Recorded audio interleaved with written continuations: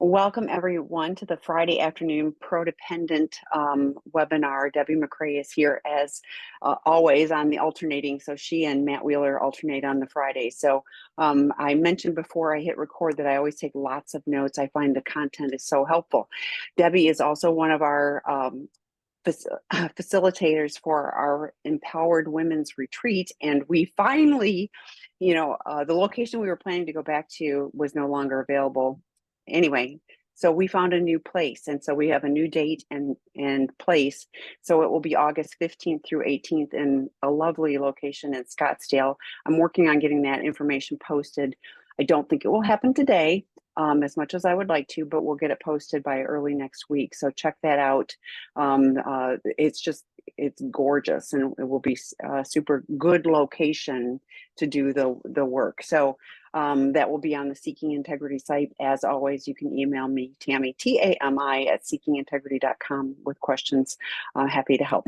So after that exciting announcement, I'm going to turn it over to you, Deb. What do you have for us today?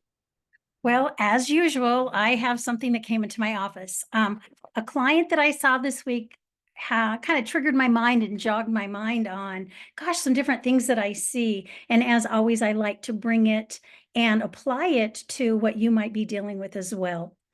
So today we're going to talk about 12 signs that the betrayed partner is struggling in their recovery. Now, we did this in the past for the addict partners, and this particular client came into my office reporting that her husband had had a number of slips, and she was really grounded and regulated, as she told me. And the interesting thing was, is as we talked, we really recognized that 9 months earlier, had she come in, because I've been seeing her about 9 months, she would have been so dysregulated, and it would have taken the entire session just to get her regulated again and to figure out what the next steps were going to be. So compare that with a client that I saw for over a year, probably 18 months at this point. I had seen this client weekly. This person was also attending a recovery group, and they came into my office one day reporting that were not seeing their addict partner doing any kind of recovery work. They were not getting in to see their therapist. In fact, this person didn't even like her husband's therapist, and she was highly, highly dysregulated. And this was kind of a pattern that I saw over from the time I first saw her, even up through 18 months, and really challenged her, really worked with her on it. So I kind of contrast and compare these two different scenarios. And I think, okay, what helps someone recover? What is some of the tools or things we need to be aware of so that we don't get stuck in our recovery and we can move forward? So the difference between these two clients that I saw was one was very inward focused, the other was outward focused. So inward focused meaning I am working on my recovery, I'm checking in with my body, I am making sure I'm doing my self-care, right? I am focused on my healing recovery. Where the other person was outward focused. I'm watching what the addict partner is doing. My emotional regulation depends on how well they're doing recovery. So every little thing this client would see their partner do would either help them regulate or dysregulate. And the majority of the time, it would cause them to dysregulate. Another difference was the one that was regulated was really focusing on their own self-care. This client had made a shift and started really focusing on what do I need to do for me in these situations, rather than jumping on board and going, oh, I got to help you figure this out so it doesn't happen again. The other person was choosing to stay dysregulated because we talked about that. I had challenged this client, but for some reason, they just wanted to stay in this state. One was moving forward in the recovery, and like I mentioned, the other one was stuck or really struggling there with their recovery. So today we're going to talk about some specific ways that betrayed partners struggle, and I've chosen 12. There are more ways, and I'm going to show you and talk to you about not only what it is, some of the components of it, but how it presents in life. And just check in and see, where you're at on this. I'm going to give you also just a few steps on, okay, what do I do if I'm struggling? So we'll talk about some real simple steps. And then at the very end, I'm going to address, okay, so what if I am the addict partner and I see that my betrayed partner is struggling or stuck? So we're going to briefly talk about that as well. So one of the first things that I see is those betrayed partners struggle when they feel it's their responsibility to come up with solutions for the addict partner and their recovery. So they put enormous amount of pressure on themselves to come up with solutions, right? To help restore sobriety if their partner has a slip, to help them maintain sobriety. And the betrayed partner, their intent is very loving. They're doing that because they want to maintain connection with their addict partner. And so much fear comes forward that it creates that disconnection because they are trying so hard to make sure that the addict partner does what he or she is supposed to do. The unfortunate thing is when you live in this state, you're living in the future. So there's that fear about the future, the fear of the outcome. So I'm constantly in this state of, okay, what if this happens? What if, what if, what if? And sometimes the betrayed partner will even start to feel responsible for everything that's gone wrong. Maybe I should have handled it this way. I should have said it this way. So there's a lot of different factors that start to play that the betrayed partner kind of feels like they have, I guess, more control of the outcome when they really don't. They really are powerless in regards to the addict partner's recovery.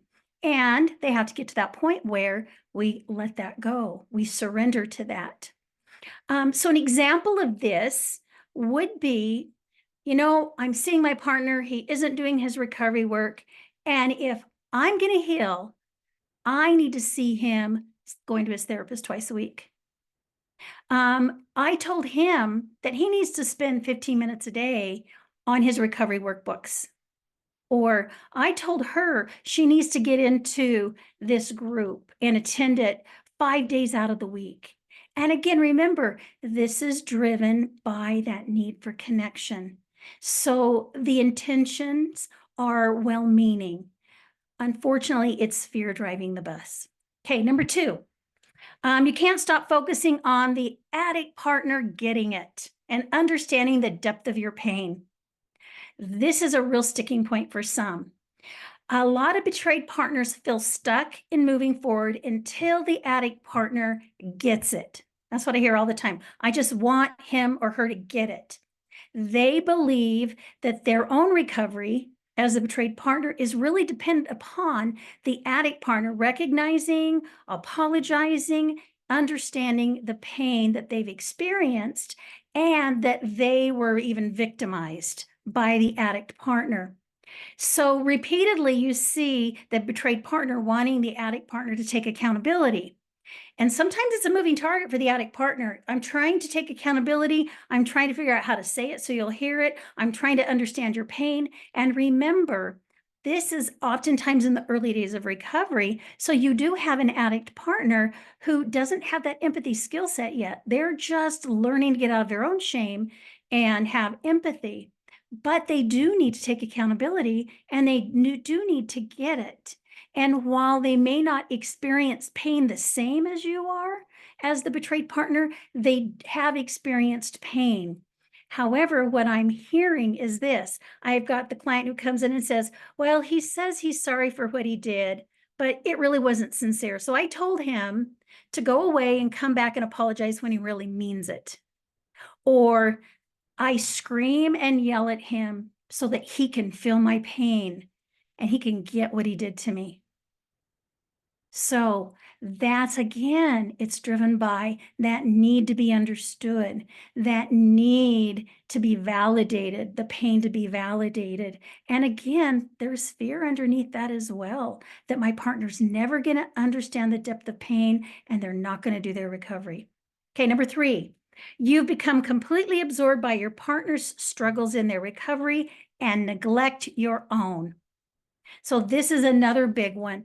What I find is the betrayed partner starts to focus heavily on the actions they see their addict partner doing and taking in regards to their recovery. And like I mentioned earlier with one of my examples, the betrayed partner's emotional regulation is dependent upon how well the addict partner is doing. So if the addict partner struggles, the betrayed partner is going to struggle. And again, the betrayed partner is experiencing so much fear because their sense of safety and security is really tied into the addict partner's successful recovery. That consistent recovery over time, where there's sobriety and they're learning empathy and they're repairing the connection, all of those things. The unfortunate thing is oftentimes when they're so focused on the addict partner that they're not doing their own self-care. They're so focused on making sure that the addict partner is okay, that they're getting it right, and their emotional regulation is so tied in to what their partner's doing that they really do neglect things like self-care, getting into their own therapist on a regular basis. I've heard in the past some clients say, well, his recovery is more important than mine. So I'm going to have him go to see his therapist every week, and I'm going to come every other month. Well, I'm going to tell you, depending on where you're at in your recovery work, if it's the early days, then every other month, you're not going to move forward. And it's going to be very difficult for you to stay emotionally regulated and to feel like you're making progress in your healing. So let me give you an example of how this would show up. This would be the betrayed partner who says, my partner keeps slipping and he won't reach out to his group. When this happens, I just lose it. So again, this person is struggling with their emotional regulation. And because their addict partner isn't doing something to create safety, they cannot stay emotionally regulated and within that window of tolerance. Okay, number 4, you don't establish and hold the healthy recovery boundaries. I could go on and on and on about recovery boundaries, but let's just talk a little bit about where we get stuck on the boundary issue. I can work with clients and we can come up with really wonderful boundaries. And remember briefly, boundaries are about creating safety. And so the partner feels secure to move towards and connect with the addict partner. So boundaries aren't punishment, they're not control, they're about safety. But what I see happening is we come up with a boundary, the client leaves, and they come back and report the next time, I just couldn't do it because I'm so afraid that if I do it, he's going to have a slip. Or, you know what, he's really struggling right now. And I'm afraid that if I put that boundary in place, it's just he's going to tip and it's going to go bad, or he's going to get mad at me. So that fear of rejection, abandonment, disconnection becomes so large for the betrayed partner, and fear sets in that oftentimes they either don't set a boundary, or if they do set a boundary, they don't hold to that boundary. So it's really important as a betrayed partner that you do have somebody who understands boundaries. You've got that therapist who can help you on that, how to word it, how to say it, how to overcome the challenges, and to hold you accountable. So again, client might come into my office and report, I can't put that boundary in place. If I do, he'll stop talking to me and it will become even worse. And I can't stand the disconnection. And so they stay silent. They don't put safety items into place. And what I do see happen oftentimes is the betrayed partner's resentment begins to build and grow. Their fear gets out of control. And so boundaries create safety. Okay, number 5, you become your addict partner's caretaker. So with this, I mean, you're giving them constant advice, right? You are in the drama triangle with them and you see them as somehow needing somebody to come in and give them advice, ideas on the right and wrong way to do recovery. You might be constantly asking them and checking in. How's the recovery going? How are you doing today? You may offer suggestions. Maybe you don't like their therapist, so you're going to suggest a different therapist. Maybe you even go and research therapists for them and give them an entire list. Unfortunately, when this happens, it puts the betrayed partner in a parental role, and the addict partner is like a child. And so it sets up a dynamic that creates disconnection. And what will also happen too is the betrayed partner may, create shame in the addict partner. They don't mean to, but it's going to trigger the addict partner's shame is a better way to say it. And so again, we end up in disconnection. So it's really important to understand that there's going to be times the addict partner will struggle, and that you have to learn to sit in the discomfort of watching the addict partner struggle. And you're there to support them in the healthier ways. So we put boundaries in place around, maybe we check in and ask them if they would like support. If they say no, we honor that. Maybe we say to them, are you open to suggestions? Right? Can we do a check-in? And can I give you some ideas that have come to me? And so we just kind of offer it up, but we don't control whether or not they do it. So it's really important that as a betrayed partner, I don't feel like I've got to take care of the addict partner in order for them to be okay. Okay, number 6, you use guilt and shame to control your addict partner, or you are stuck in your own shame.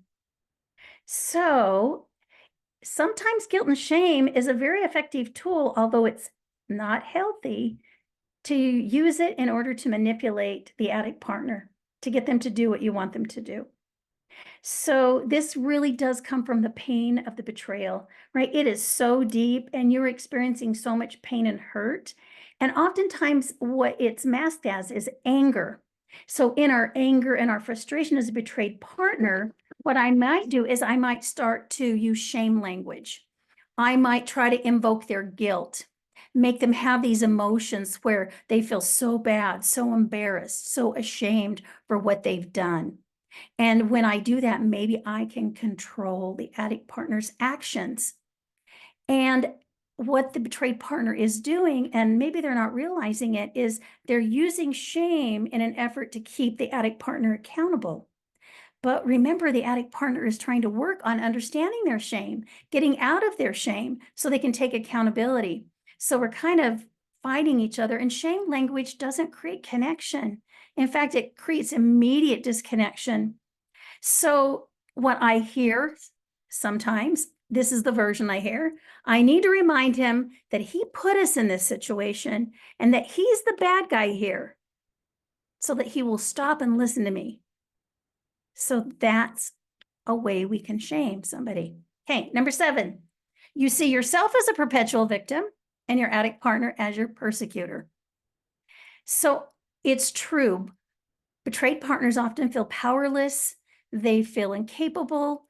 They feel like, this happened to them, and it's true. It did happen to them, and it's not fair, and it was done to them. But what happens when we get stuck is we get into this space of taking on a role where it's about poor me. Why did this happen to me? How could he or she do this to me? And so we step into this space, into this role we act out where we're very, very powerless. And we often hear the betrayed partner say, well, he did this to me, so now he needs to fix me, or he needs to fix it.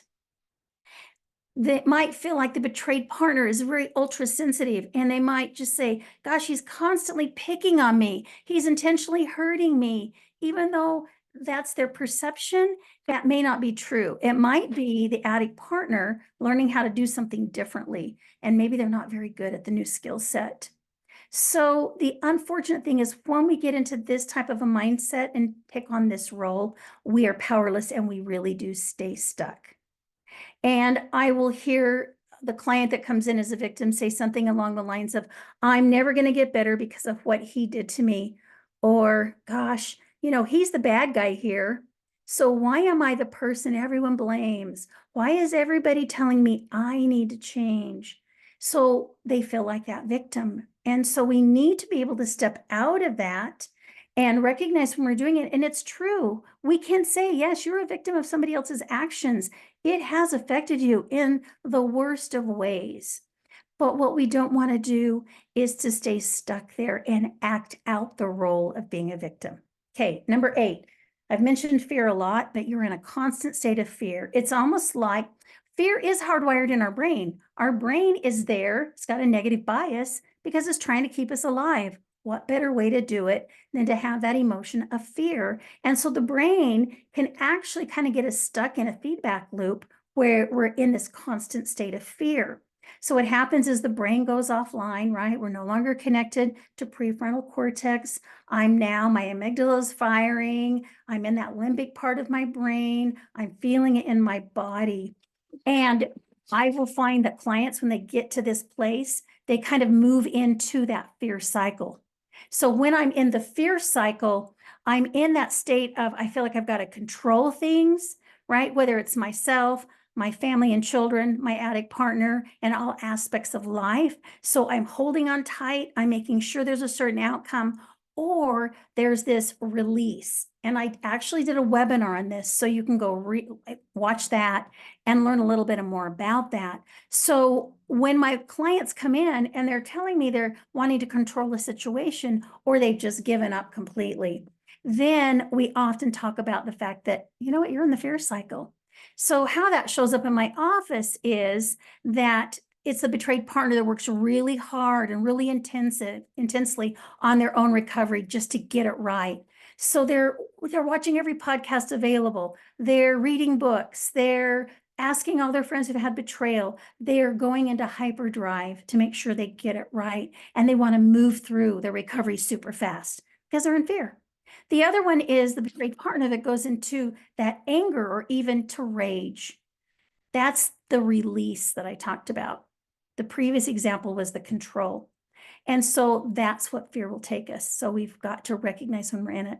Number 9, you feel paralyzed and unable to move forward. So this does happen short term at the beginning of betrayal trauma. So understand that's normal. I'm talking about later on. It's been a while in recovery, and all of a sudden you get to a place where maybe you've had even repeated betrayals. Maybe they're not super big ones, they're little ones by your addict partner, but we move into these feelings of overwhelm, and the overwhelm takes over. And in a state of overwhelm, we almost become paralyzed. And the paralysis, the inability to move forward and even do the simplest of things takes over our life. So this might be, I remember a client telling me in one of the groups I ran a long time ago that during their betrayal, they could not get out of bed, right? And this happened for months and months and months and months to even take care of their children. When we're in paralysis, we may forget chunks of time. And again, that's understandable in the early parts of recovery. But once you're well established and moving forward in recovery, when you get stuck and paralyzed, that's when you really need to go in and get help from your therapist to figure out what's going on and what's underneath that and how to move forward. Number 10, your unhealthy safety-seeking behaviors create emotional dysregulation and even more disconnection with your partner. So the betrayed partner is trying their hardest to do everything right. They want to know that they're safe. However, part of that includes at times that I've got to go in and make sure he's safe. And so I'm going to do that by checking and making sure that he is safe. And so we go into the safety seeking behaviors we've talked about a lot in the past. And that is, are you safe and secure and can I trust you? So we look at these behaviors that the betrayed partner goes into as, it's my efforts, my best efforts to try to create connection, to know that you're safe. Unfortunately, some of the unhealthy safety-seeking behaviors dysregulate the betrayed partner. So that would be things like we've talked about getting onto the email and the email account that you've been on, 50 times before looking for something. Or it might be getting in your car and go driving by your husband's work to see if they're there. Or it might be, I've had clients put trackers in cars to make sure that their partner is going where they say. So what I'm doing is I am doing safety-seeking behaviors that dysregulate me. And I understand that in the early stages that happens. What I like to see is as betrayed partners are healing, they move out of that, and the safety-seeking they start to do are the types of behaviors that create emotional regulation. And it's really easy to be triggered and slip back into the less healthy or unhealthy safety-seeking behaviors. So you need to, at some point in your recovery as a betrayed partner, recognize, if I go in and I do this, and I had a client in this week that said, I recognized before when I just went and grabbed his phone and I started looking through it, it didn't help me. I just got dysregulated. And now that person instead is just going, I'm just going to let it go. It doesn't do me any good. However, there was a need recently, and so she asked to look at the phone, and the agreement is, yes, you can look at the phone, and the betrayed partner did, and they were great. There was no dysregulation. Okay. Number 11, you're stuck in your grief and unable to move forward. Again, I did a webinar on grief that talks about all the components of grief. So what you can get stuck in is everything from the denial phase, where I can't believe this is happening.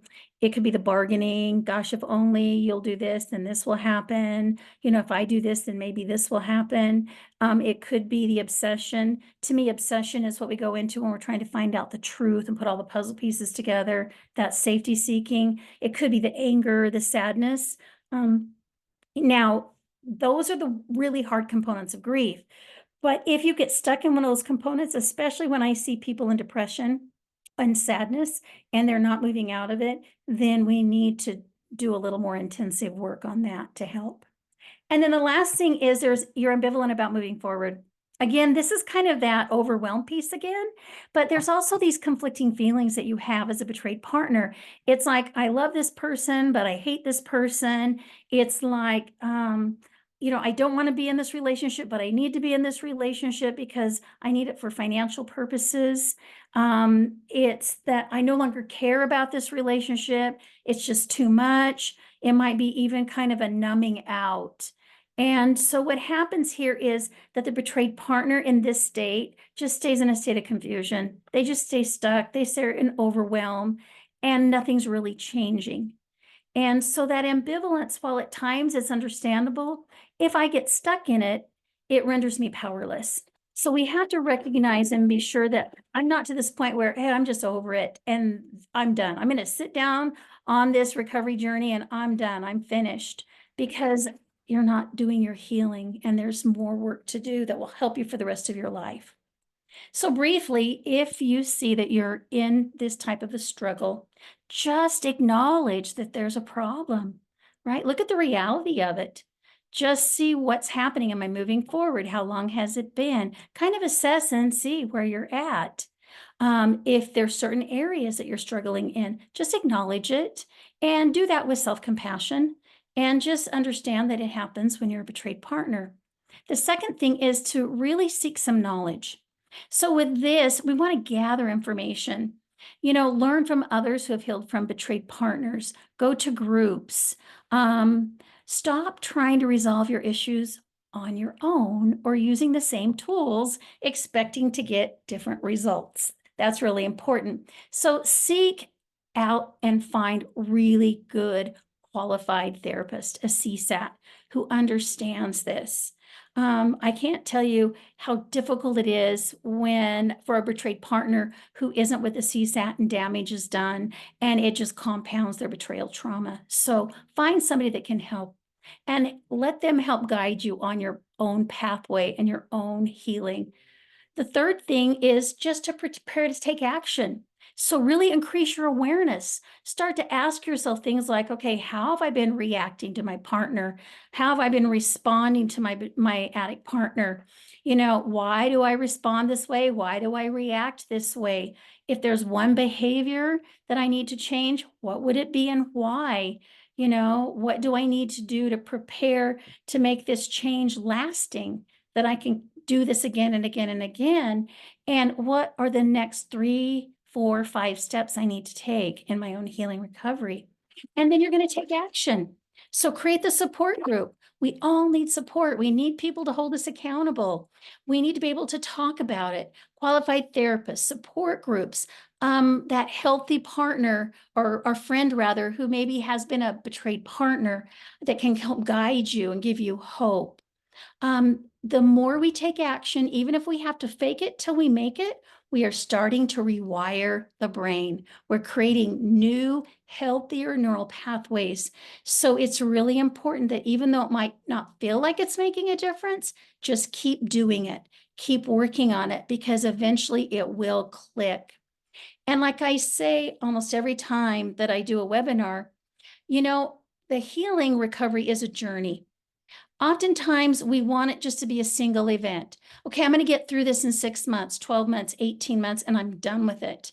Or we think it's a destination. When I get to this point, then everything will be better.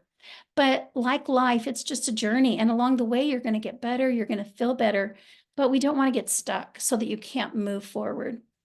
So, what if you're an addict partner and you see that your betrayed partner is struggling? How can you help them? Because this is hard. How do I bring it to their attention that I just see you're struggling? Again, I would step into those shoes of empathy and understanding where your partner's at and just get curious. I love the curiosity. How do you feel like you're doing? How can I support you? Are you open to me, sharing with you something I'm noticing? I'm noticing that you're in a lot of fear. What can I do to help you with this fear? Do you need to talk about it? Do we need to talk about specific things? And I reassure you, and just approach your partner with this willingness to listen, to be curious, to not give advice unless it's asked for, to get permission from them, to give feedback on where you see them struggling. And then maybe if you listen to this and you hear some of the things I've talked about, you'll pick up on some of the things you can do to support them without actually saying to them, hey, I'm helping you because you're stuck with your sadness, right? So maybe instead what you're doing is you're going, gosh, you appear to be sad today. I noticed that you've been crying. Do you want to talk about it? Right? What can I do right now in this moment to help you? That's one way you can help them get unstuck. That's just an example. So anyway, that's some of the thoughts that I've had about getting unstuck.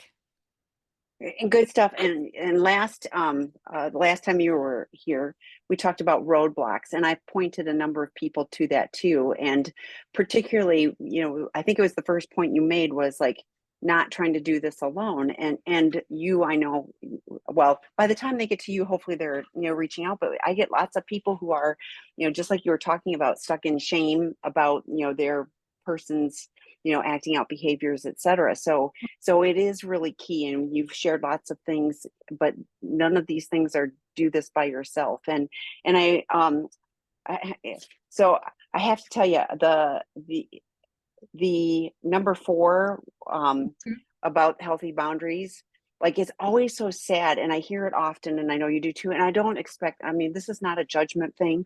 It's just it's hard when I hear partners that go, I have healthy boundaries for my safety, and either I don't value myself enough, I feel overly manipulated by an addict, so I'm not going to hold the boundary, or my fear that if I try to do something different, then their behavior is going to go, into the addictive behaviors. But that's sad to me, because then I mean, like, that is kind of the, it's, I don't value myself, and I don't believe that this is actually going to work. And you and I have both seen when people actually do, hold those healthy boundaries, I often share nothing changes if nothing changes, and it doesn't. And you can stay, stuck, or the relationship can stay stuck for years or decades, so it is a brave thing, but even when you said, you know, um, prepared to take an action, do one behavior to change. And I was like, yes. And even if you do one thing and you go, I'm trying, and it's like, I'm trying this, I'm going to try this, and I'm not going to go, oh, well, that didn't work. I'm going to go, well, that sort of worked. And, could I modify it and do it differently? But even in the action of doing one thing, and if it's like, okay, I need to break it down to 3 or 4 steps to do that one behavior, one change. And it could be, I need to get support from other people to help me, because, this is, scary for me to do it, but okay. But then that's the one thing. And it's like, okay, I was brave and I did that. And hopefully, it makes a shift and change. When you're talking about the addict partner, I I I want them to ask, and I want them to be curious, and I want the partner to share. And I also hear how the trade partners can lash out at an addict partner and go, you can't help me, your behavior. I mean, it's just, and so then it shuts everything down. So, being able to have the emotional strength to, show up and ask your betrayed partner who's in pain, and hopefully the betrayed partner is going like, this is different. This person's showing up, and hopefully they can acknowledge it. This is so complicated. I mean, it's so, we get into these patterns and we're inviting people to do things differently, but the human beings want to keep doing the same thing over and over again, even if we get, not great results with it. So we Mhm. understand this is not like, oh, this is easy. Just do these 12 things and you'll be magically different. No, it's like, here are some things to try. And there's support for you to be able to, Mhm. to do one piece of it. What's the most, like, even what you're saying, it's like, okay, what is my most important next step? Like, okay, just one thing would make a little difference, so. Yeah. I know in my own recovery from betrayal, I got so stuck in my grief. And you're right, recovery from this is so complicated and so multi-layered. And it is hard work. And I know sometimes we do these webinars and I'm giving you these steps and do this, and it sounds so easy. And I recognize that it's not, and getting in when I was stuck in my grief, right? I had no way of knowing how to get out of it. And even the therapist I was working with at the time recognized it and then sent me to somebody who could do the deeper work. And so sometimes if we're stuck, it might be that we need to go see a different therapist and like even maybe work on the underlying trauma because at some point, you've got to work on that too. But I know sometimes when we talk about it, it sounds like, okay, do this, this, this, and this, and you're Yes. going to be okay. And it's not that easy. I recognize that. I've lived that. And so it's just like you've said, just do one thing, right? If you're stuck in one area, just try one thing to get unstuck. And that's it, because we don't want you to get on overwhelm, and take one day at a time. And if you can get that support you need and have that, it makes the journey so much easier. Yeah, and I appreciate it too. It's like, the overly focused on, and there are times, particularly with a partner that I'll say, take a break, like go do something that is completely not recovery oriented. Like Mm. get it, like go have, coffee with a girlfriend and don't talk about any of this stuff, like just give yourself a mental health break from, trying to, like you said, put all the puzzle pieces together. And if I get it just right, then everything's going to be good. And no, it's still life and it's still messy. And, we have tools to use. And some days we're going to do really well with things, and other days it's going to be, when you said overwhelmed, I was like, oh, yeah, that was, like, yeah, I mean, I got a lot to do, and it's Friday afternoon, and I'm going like, yeah, I'm going to be working late and over the weekend, and it's okay. But, like, that's better to acknowledge than to go, oh, I'm overwhelmed, and so just going like, yep, it is what it is, and what can I do, the next right thing, and that's all I can do. But and I have support. I have, people I'm going to ask for help, so, and, like, yeah, don't have to do it all by myself. So questions from you. I wanted to add too, so please type your questions in the Q&A at the bottom. But yes, I have often referred to your grief webinar. She did part 1 and part 2, for the grief webinar, and those are stages of grief, and grief is real in all of this. The grief of the relationship you thought you had and it wasn't, the grief of the partner that you thought you had, the grief of the life you had hoped, the grief of the, next chapter of your life, whatever it is, and just acknowledging that there's grief, and grief work is, there's a process, and it's not linear, and it's not like, well, I'm done with the anger and now I'm going to move on to the no, it ebbs and flows. But and being so kind to yourself and give yourself compassion and grace, during this difficult stuff, but Mhm. hopefully acknowledging and going like, and at moments going like, yep, I'm a little better today than I was, 2 weeks ago. And, I'm going to do, like you said, one day at a time. I'm like, sometimes it's break it down for the next hour, and that's okay. Mhm. It's, just break it down to manageable bites. So, Yeah, um, absolutely. Absolutely.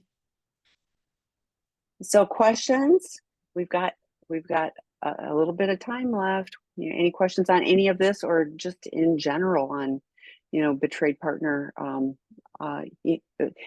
So I will. We mentioned that we're we have dates August 15th through 18th and a location. It will be in Scottsdale, Arizona, and a lovely place for the retreat, the Mhm. Empowered Women's Retreat. And Debbie does a great job of, the boundaries thing, I think, is probably one of the hardest things because, particularly if your attic partner is really good at, I'm going to bulldoze right on through your boundaries, like there's so much, and so when you're talking about, what are internal boundaries, what are external boundaries, and, Mhm. how do I create things and have it be realistic? I had somebody that had, I forgot what it was. It was like 56 boundaries.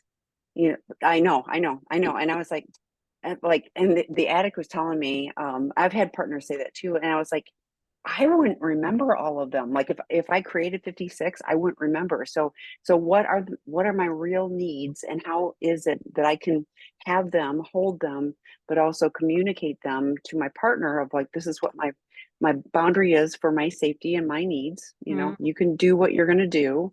But this is what, these will be this will be the consequences to me if, Yeah. for those things. But yeah, it was like this overwhelming number. And I was like, oh my gosh, I need my, cheat sheet of like, okay, can we categorize these? Let You'd me, have to yeah, carry so, it. Yeah, you're right. You'd have to carry a journal around, you know. yeah. Would. Okay. So there's a question in here. So, okay, I am 9 months since D-Day. I'm the betrayed partner and have chosen to stay. I'm stuck in checking my husband's phone and computer. I'm seeing a CSAT, but haven't seen any progress. What can I tell myself to stop my behavior? My husband feels like he's being policed, and rightly so. I just can't stop. You hear this all the time. I do. One of the things that I would be curious about is if you've had any type of formal therapeutic disclosure, because I oftentimes find that once we have a therapeutic disclosure, that sometimes the safety seeking like that you just can't get out of is it's easier to do. So I want you to recognize 9 months into it, you're still pretty new to it. I look at my betrayed partners, at least for 6 months, 9 months, they're trying to just deal with either the betrayal aspects, the trauma aspects, getting regulated. And part of this for you is that emotional regulation piece. And so we look at that as that crisis phase. We're trying to get you to where you're more stabilized. You've got feel like you've got your feet underneath you again, and you're kind of making sense of it because there's so much. And so I do want you to know that constantly checking, it's that brain's way of trying to tell you that, you know what, you're okay, it's safe. So you're kind of caught and stuck in that. I talked about kind of that fear loop that you're in. So you're doing this because you're trying to put all the pieces of the puzzle together. That is very, very common for betrayed partners. And I do find that it's really a strong drive prior to any type of formal therapeutic disclosure. One of the things that I encourage my partners to do, and sometimes what I do when I work with betrayed partners, rather, when I work with the betrayed partners, and let's say we've got something like I need to create safety, especially around the phone, the email account, whatever it is. I work with the betrayed partner on, okay, let's talk about healthy boundaries. What do you need for safety? That if we put this in place, then you would no longer have to constantly check and, police, everything. And so we'll come, to the decision on what that would look like. And if the betrayed partner says, oh, I just need help in explaining this to my addict partner, sometimes I'll have the addict partner come in just for a session where we talk about, hey, we're here to create connection. We're here to create safety, and we'll talk about the safety seeking and what that's about and why we do it. And then we will come up with a plan together because for you, safety seeking might be, okay, I am going to check my husband's phone, but I'm only going to do it once a week or once a day, whatever you can start with. I'm going to do it when he's there, right? Then I'm going to space it out and just I tell my clients, put a container around it. If you're going to do it, then do it only one time a day. Don't do it every other hour. If you're going to check their location, don't do it every 15 minutes. Maybe you do it 3 times a day. So we start to slowly kind of cut back. Maybe it's a check-in. Maybe you've decided you're going to do, maybe at Fanos at night. Maybe that's where you check the phone at first. But eventually what you want is you want to step out of those behaviors. You want to be able to build the trust and feel like you're seeing your partner doing that consistent recovery work over time with sobriety and the skills and tools and all of that, so that you start to feel safe by seeing your addict partner doing the recovery work. So as far as the computer, it might be the same thing. I'm just going to check it once a day, or I'm only going to check it when my recovering partner's with me. Just put some type of a boundary around it. It's understandable that you would do that. The brain wants to, the brain feels so unsafe, right?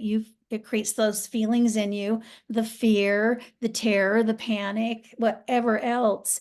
And so we think that we need to put the story together. I've got to understand everything, and I've got to prove whether my partner is or is not doing what they say. So let's say he's no longer watching something on his phone. I've got to check the phone to make sure that's true. You have to kind of look at it and measure and go, okay, when I do that, how do I feel? Right? Am I really feeling safer in the moment? Is it creating that for me? Or even after I check it and I see that there's nothing there, am I now dysregulated? What am I feeling in my body? So that's how I teach my clients and my groups. How do I know if safety seeking is good safety seeking versus unhealthy safety seeking, or healthy versus unhealthy? And it's really about, what is the safety need, right? What is the appropriate way to get that safety need met?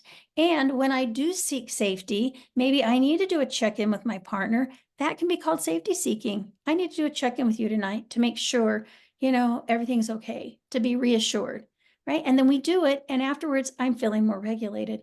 It is those behaviors that we get into where there's so much dysregulation, right? Every time I do it, I'm so dysregulated. And I've mentioned in the past, I had a client that was obsessed with bank records, just obsessed. Had gone through bank records, I think she told me at least 30 times the same bank account. And so we kind of mapped out the behavior, right? And I called it going down the rabbit hole, and what that looked like.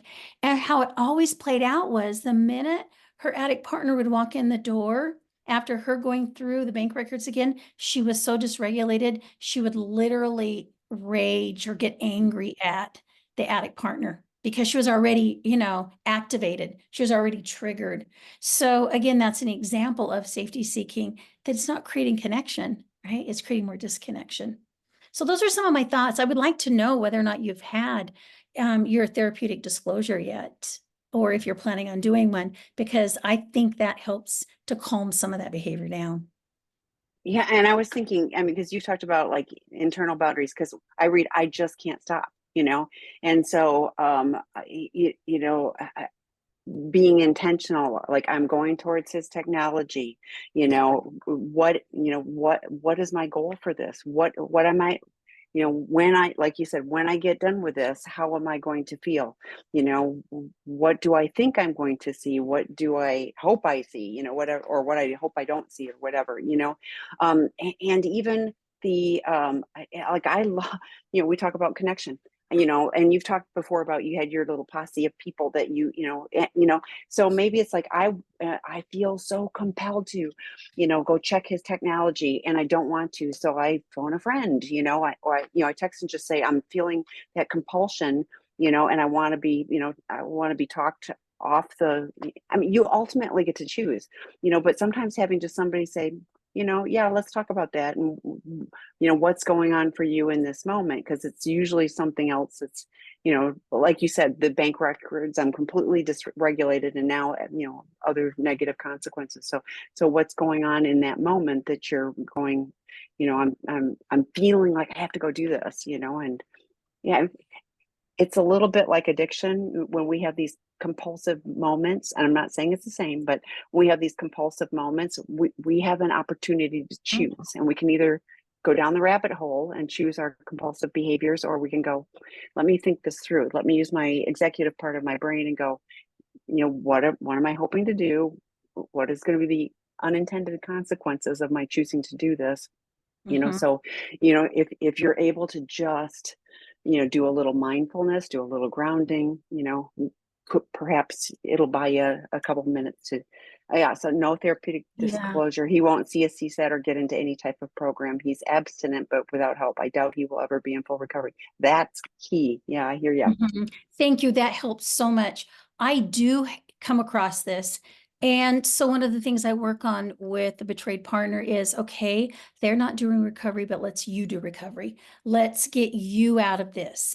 And, there might be a chance that as you're shifting and changing, and I've seen this, but not all the time, so I don't want to get your hopes up. But sometimes I see the betrayed partner changing, all of a sudden the addict partner goes, whoa, I'm getting left behind, or, oh, right, maybe I need to do this because I'm seeing this person healing and getting better.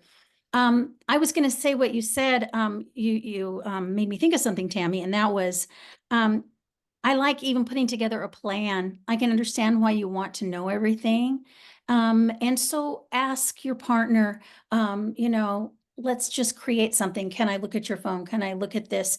But come up with a plan that when you do get triggered and you want to do it, what am I going to do? So I often teach the concept of reacting versus responding.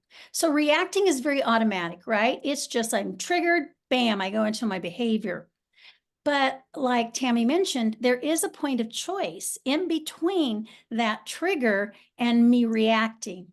And so if we can just recognize when you're starting to get triggered and you're feeling yourself starting to get activated, and maybe you're in your thoughts about, gosh, what if he's looking and, can I really trust him? And he's not seeing a CSAT, there's no disclosure, right? We get into all those stories. Fear comes up. I'm now activated. And so for you, the fear is what I react. I go into fear, then I go into the behavior.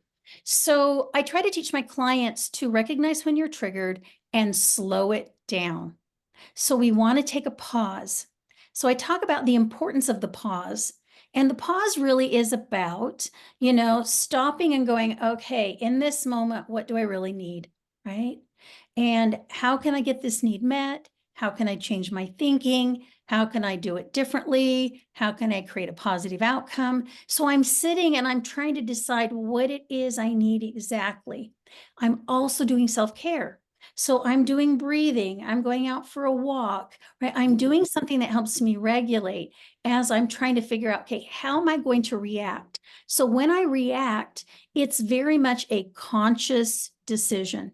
It's a choice. So I'm going to do this, this, and this. So my recommendation is, coming up with what's your pause? What is going to be the plan for slowing it down for you? And do you have a support system? Can you reach out to somebody? Like Tammy said, are you going to go for a walk? Are you going to go journal and just journal your fears and get it out of your body? But, try something first before you go into those behaviors. Just slow it down and create the pause. And what happens is your awareness is going to increase. And that's where we create change and growth, is when we are very aware of that choice. I love walking. I know that EMDR came from the bilateral of that.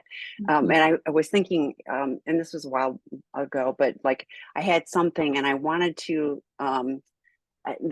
my perception of something that happened with my husband it was completely false, but like I was going to have a reaction and it wouldn't have gone well. And I thought, I'm going to go for a walk. And I came back and I was able to be curious. And then he explained, and I was like, it was this really loving gesture that I was misconstruing, and so like it was completely my perception. But the walking, I was able to calm myself, because I'm sure the first 5 minutes I was like, and then you just kind of I calmed down.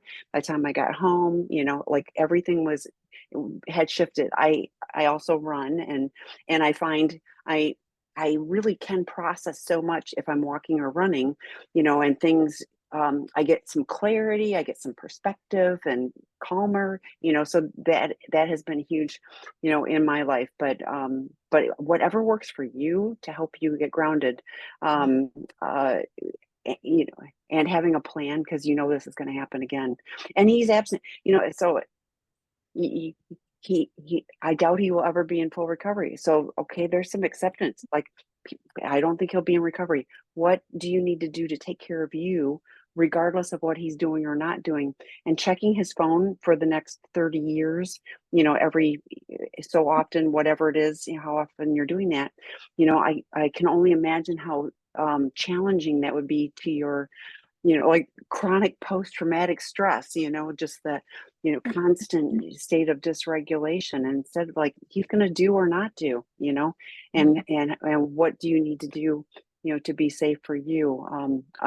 Again, Empowered Women's Retreat would be hugely beneficial for you. I mean, we see, like, it's amazing in a couple of days how like they look different. They, like they're in their bodies and they're softer. It's shocking, but in a fantastic way.